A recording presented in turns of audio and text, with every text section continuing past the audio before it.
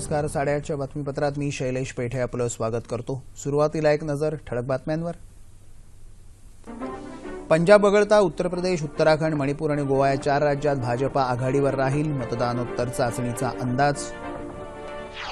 2022 पर्यंत शेतकऱ्यांचं उत्पन्न दुप्पट करून त्यांना कर्जमुक्त करण्याची सरकारची भूमिका. वित्तमंत्री सुधीर मुनगंटीवार. काश्मीरमध्ये पूंछ भागात पाकिस्तानी सैन्याने केलेल्या गोळीबारात साताऱ्याचे सुपुत्र दीपक घाडगेंना वीरमरण. आणि आशियाई चषक महिला हॉकी स्पर्धेत भारताचा फिलिपाईन्सवर दणदणीत विजय.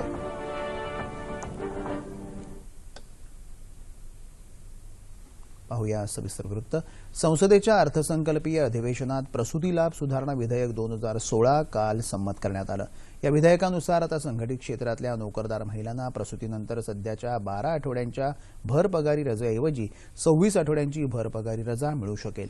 ज्या संस्थांमध्ये 10 पेक्षा जास्त कर्मचारी असतील अशा संस्थांमधल्या महिलांना पहिल्या 2 अपत्यांच्या जन्मावेळी हा लाभ मिळणार असून तिसऱ्या अपत्याच्या वेळी मात्र ही रजा 12 आठवड्यांपुरतीच मर्यादित असेल. या विधेयकानुसार कायद्यातल्या नियमांची आखणी करताना गर्भवती महिलेचं हित जास्तीत जास्त जपलं जाईल याची काळजी घेण्याचं आश्वासन केंद्रीय श्रम आणि रोजगार मंत्री बंडारू दत्तात्रय यांनी लोकसभेत दिलं.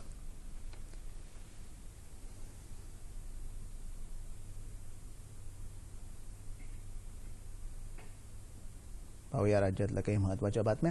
निवडणूक प्रचारात सैनिकांच्या पत्नीबद्दल केलेल्या आक्षेपार्ह वक्तव्याप्रकरणी आमदार प्रशांत परिचारक यांना 1.5 वर्षासाठी निलंबित करण्याचा तसंच यासंदर्भात चौकशीसाठी सभापती रामराजे नाईक निंबाळकर यांच्या अध्यक्षतेखाली उच्चाधिकार समिती नेमण्याचा ठराव विधान परिषदेत एकमतानं संमत झाला. परिचारक यांनी जबाबदारी आणि कर्तव्याचं भान न बाळगता अशोभनीय कृत्य केलं आहे. त्यांचं हे वर्तन विधिमंडळाच्या प्रतिष्ठेला बाधा आणणारं आहे असं महसूल मंत्री आणि सभागृह नेते चंद्रकांत पाटील यांनी हा ठराव मांडताना सांगितलं. परिचारक यांनी माफी मागितली असली तरी हे पुरेसं नाही असंही ते म्हणाले. या उच्चाधिकारी समितीत सभागृह नेते, विरोधी पक्षनेते धनंजय मुंडे यांच्यासह विधान परिषदेतल्या 7 सदस्यांचा समावेश आहे. परिचारक यांना या समितीपुढे बाजू मांडण्याची संधी दिली जाईल. तसंच येत्या पावसाळी अधिवेशनाच्या आत या समितीचा अहवाल आल्यानंतर समितीनं घेतलेला निर्णय सभागृह मान्य करेल असं या ठरावात नमूद करण्यात आलं. या मुद्द्यावरून सदनाचं कामकाज अर्धा तास स्थगित करण्यात आलं होतं. परिषदेत शेतकऱ्यांना संपूर्ण कर्जमुक्ती मिळावी या मागणीसाठी विरोधकांसह शिवसेनेनं आक्रमक भूमिका घेतली. विरोधकांनी केलेल्या गदारोळामुळे सभागृहाचं कामकाज दिवसभरासाठी स्थगित करण्यात आलं होतं. विरोधी पक्षनेते धनंजय मुंडे यांनी या संदर्भात स्थगन प्रस्ताव आणून सरकारचं शेतीसंदर्भातलं धोरण शेतकरी आत्महत्यांना कारणीभूत आहे असा आरोप करत शेतकऱ्यांना कर्जमुक्ती दिल्याशिवाय सभागृहाचं कामकाज चालू दिलं जाणार नाही अशी भूमिका मांडली. काँग्रेसचे नारायण राणे यांनी या प्रस्तावाला समर्थन देत सरकारवर टीका केली. उत्तर प्रदेशात भाजपानं कर्जमुक्तीचं आश्वासन दिलं असताना महाराष्ट्रात का नाही असा सवाल शिवसेनेच्या नीलम गोऱ्हे यांनी केला. शेतमालाला योग्य भाव मिळून शेतकऱ्याचा 7/12 कोरा करावा अशी मागणी शेकापचे जयंत पाटील यांनी लावून धरली. शेतकऱ्याला कर्जातून कायमची मुक्ती मिळावी यासाठी सरकार काम करत आहे. 2022 पर्यंत शेतकऱ्यांचं उत्पन्न दुप्पट करून त्यांना कर्जमुक्त करायचं आहे अशी भूमिका वित्तमंत्री सुधीर मुनगंटीवार यांनी सरकारच्या वतीनं मांडली. सिंचनासाठी तरतूद केलेल्या निधीला जराही कात्री लावलेली नाही असंही मुनगंटीवार म्हणाले.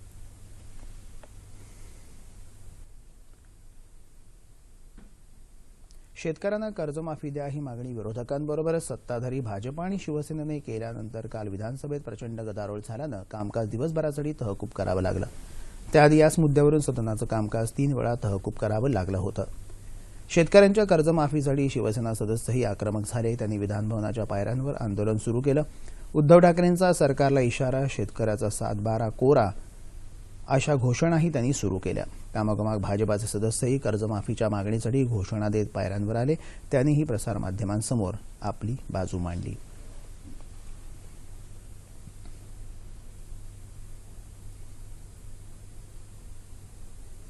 उत्तर प्रदेश, पंजाब, मणिपूर, गोवा तसंच उत्तराखंड या 5 राज्यातल्या विधानसभा निवडणुकांसाठी मतदानोत्तर चाचणीचे अंदाज घोषित झाले असून पंजाब वगळता इतर 4 राज्यात भाजपानं आघाडी घेतल्याचं चित्र दिसून येत आहे. उत्तर प्रदेशमध्ये भाजपा गेल्या निवडणुकीच्या तुलनेत मोठी झेप घेत असल्याचा अंदाज व्यक्त करण्यात येत आहे. तर उत्तराखंड, गोव्यामध्ये भाजपाची बहुमताकडे वाटचाल असल्याची शक्यता वर्तवण्यात आली आहे. अमरावती महानगरपालिकेच्या महापौरपदी भारतीय जनता पक्षाचे संजय नरवणे तर उपमहापौरपदी भाजपाच्या संध्या टिकले यांची निवड झाली. 87 सदस्य असलेल्या अमरावती महापालिकेच्या महापौर निवडणुकीत नरवणे यांना 56 तर प्रतिस्पर्धी काँग्रेसच्या शोभा शिंदे यांना 15 मतं मिळाली. उपमहापौर संध्या टिकले यांना 56 तर काँग्रेसचे वसीम अब्दुल मजीद यांना 15 मतं मिळाली. देशात आणि राज्यात भाजपची सत्ता असल्यानं महापालिकेचाही झपाट्याने विकास करू अशी प्रतिक्रिया नवनिर्वाचित महापौर संजय नरवणे यांनी व्यक्त केली. अकोला महानगरपालिकेच्या महापौरपदासाठी बहुमताच्या बळावर महापौर आणि उपमहापौर ही दोन्ही पदं भारतीय जनता पक्षाच्या उमेदवारांना मिळाली. महापौरपदी भाजपाचे विजय अग्रवाल तर उपमहापौरपदी भाजपाच्या वैशाली शेळके यांची निवड झाली. अकोला महानगरपालिकेच्या 20 प्रभागातल्या 80 जागांसाठी झालेल्या निवडणुकीत भाजपाचे 48 उमेदवार निवडून आले तर एका अपक्ष उमेदवारानं भाजपाला पाठिंबा दिल्यानं भाजपाचं संख्याबळ 49 इतकं झालं होतं. तर काँग्रेसच्या खात्यात केवळ 17 मतं जमा झाली. शिवसेनेला 8, राष्ट्रवादी काँग्रेसला 5 आणि एमआयएम पक्षाला 1 मत मिळालं. हे तीनही पक्ष या निवडणुकीत तटस्थ राहिले.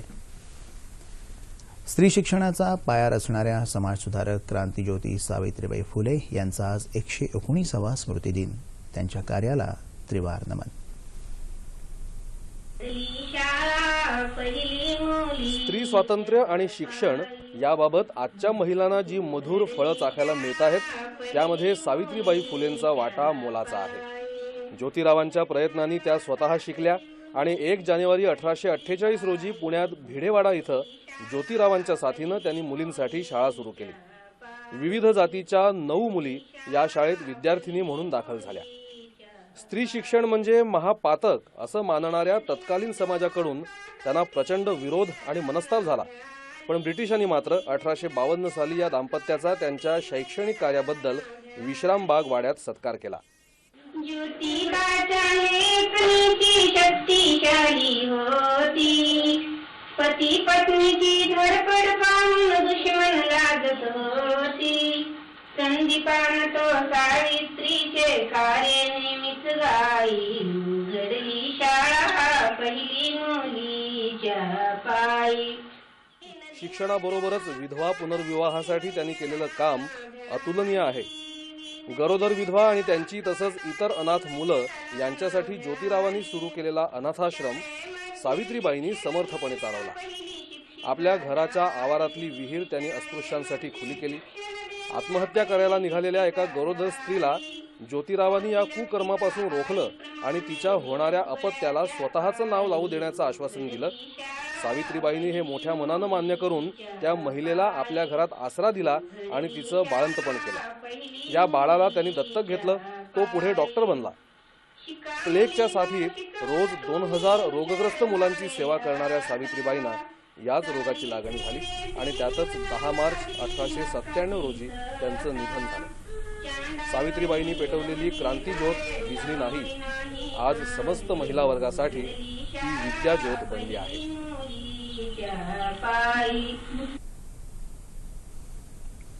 मुंबई विद्यापीठात सिनेमा आणि एंटरटेनमेंट अकॅडमी विभागाचं उद्घाटन झालं. ज्येष्ठ चित्रपट अभिनेते अमिताभ बच्चन यांनी या अकॅडमीचं उद्घाटन केलं.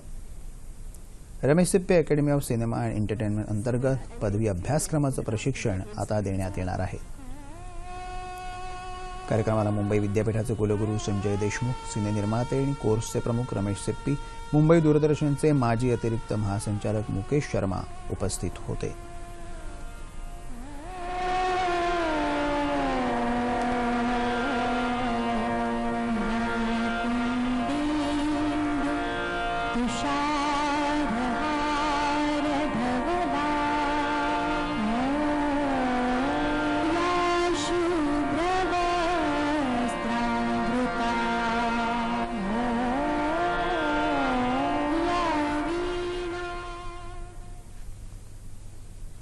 बँक खात्यांमध्ये किमान रक्कम शिल्लक न ठेवल्याबद्दल दंड आकारण्याच्या निर्णयाचं भारतीय स्टेट बँकेनं समर्थन केलं आहे.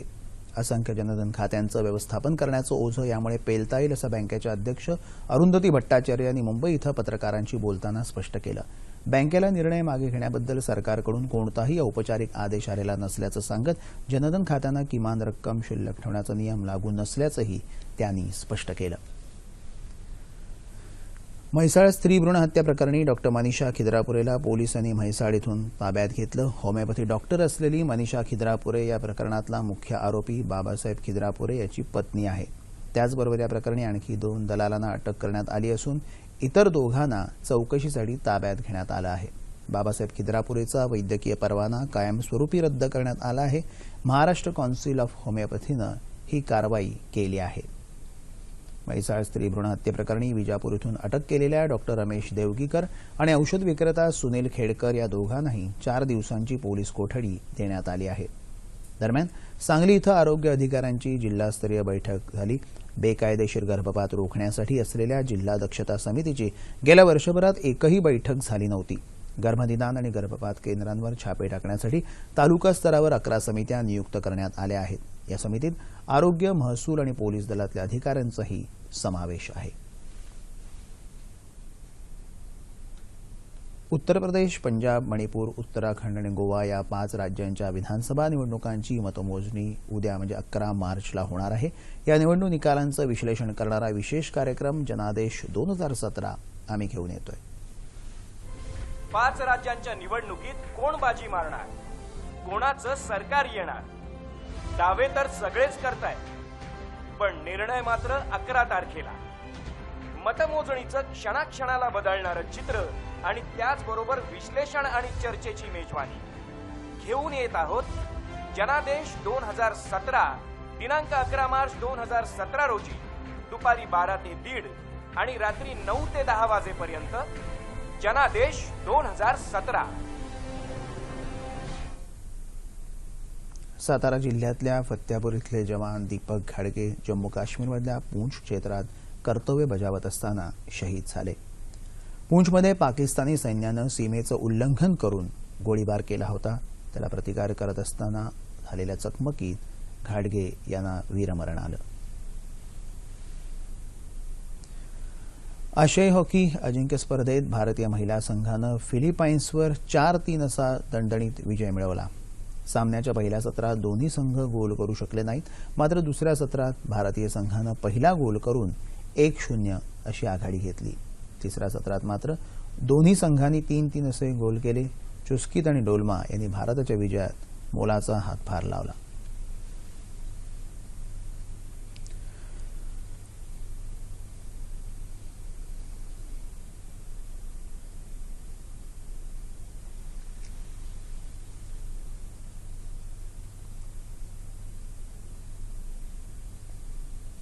हवामान. विदर्भात गेल्या 24 तासात तुरळक ठिकाणी पाऊस पडला. येत्या 24 तासात विदर्भात काही ठिकाणी पाऊस पडण्याची शक्यता हवामान विभागानं वर्तवली आहे. येत्या 24 तासात कोकण, मध्य महाराष्ट्र आणि मराठवाड्यात कमाल तापमानात घट होईल असा अंदाजही वेधशाळेनं व्यक्त केला आहे. ठळक बातम्या पुन्हा एकदा. पंजाब वगळता उत्तर प्रदेश, उत्तराखंड, मणिपूर आणि गोवा या 4 राज्यात भाजपा आघाडीवर राहील. मतदानोत्तर चाचणीचा अंदाज. 2022 पर्यंत शेतकऱ्यांचं उत्पन्न दुप्पट करून त्यांना कर्जमुक्त करण्याची सरकारची भूमिका. वित्तमंत्री सुधीर मुनगंटीवार. काश्मीरमध्ये पूंछ भागात पाकिस्तानी सैन्याने केलेल्या गोळीबारात साताऱ्याचे सुपुत्र दीपक घाडगे यांना वीरमरण. आणि आशियाई चषक महिला हॉकी स्पर्धेत भारताचा फिलिपाईन्सवर दणदणीत विजय.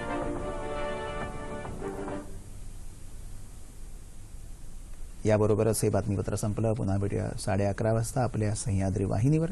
नमस्कार.